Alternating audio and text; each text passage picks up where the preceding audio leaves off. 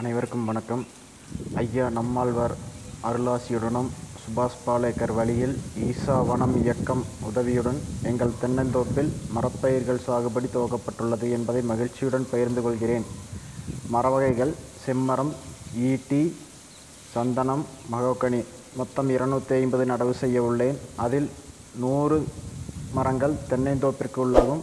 மீதியுள்ள 150 மரங்கள் மீதி உள்ள இடங்களில் நடவு செய்ய உள்ளேன். இதற்கான பூஜை தொகுப்பு